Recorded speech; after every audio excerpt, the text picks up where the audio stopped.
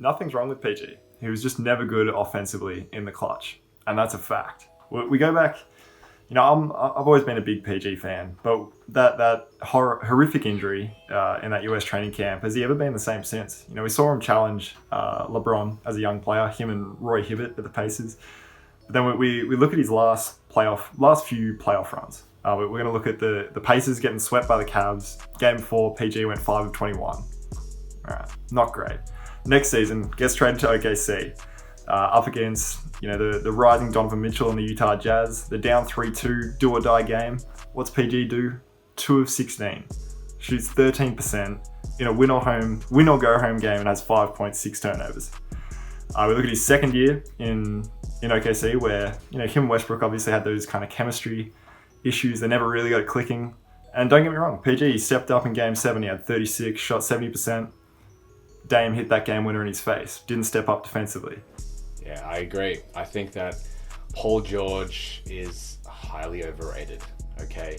I think that he doesn't have that same love for basketball that many of his counterparts do. If you look at his Instagram, he seems to be more interested in fishing than he is about basketball. But his head doesn't seem to be in the game, and even in the past, he doesn't seem to be able to perform to those big moments. We like to really talk about the Dame game winner and the Utah Jazz series the year before that.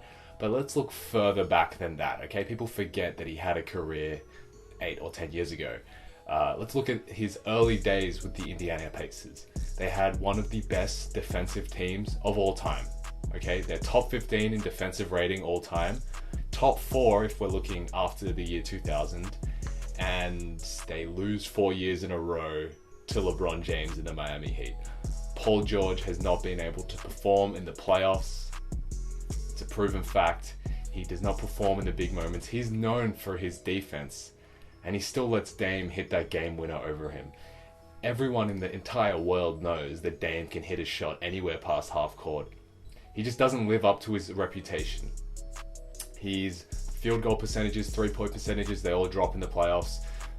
This goes without saying. He's a great player in the regular season. We've seen it in the last couple of years. He's really bounced back from that injury. But in the playoffs, his game slides back, and superstars need to be able to perform in those big moments, and Paul George doesn't. So I just think his head's not in the game. I think he'd rather be doing something else, and his play shows that. I think for me personally, I'm going to give PG one more year. I think the Clippers definitely can bounce back next season. They're going to be playing with a much different mentality. They're going to come into the season with a different approach. They're not going to have this arrogance that they had throughout this year, which was hard to watch at times. Just all the smack Patrick Beverley and Lou Williams are talking. I think they really need like a culture shake up at the Clippers, and I think it could actually start with Paul George. I don't know I'm not sure what the Clippers are going to do this offseason, if they're going to add anyone, if they're going to change anything around, but I don't know. Paul George kind of needs to, if you do want to be a star in this league, you need to step up in the playoffs, and he's failed to do so in like pretty much every time he's been asked to step up. Yeah, no, I certainly think he's a great player, and you're right. He's had some tough moments in his career and in his life as well. So I don't want to take away. This discussion isn't to take away from him as a person whatsoever. It's just him as a basketball player has been an insane letdown, and the way he conducts himself on the court sometimes, play-wise, is just not what we look for in a superstar, especially one with the reputation that he has. And it does seem like he's distracted a lot of the time. So. For sure. I think maybe that is a mindset thing for Paul George. I think he needs to go away in this shortened off season, and we don't know when crowds are going to be back, and we don't know how that's going to affect Paul George either, because he might be going to every away game in America getting booed or jeered for his poor performance because the Clippers are going to get ridiculed for most of next season, because they were meant to win the championship this year. They were the favorites.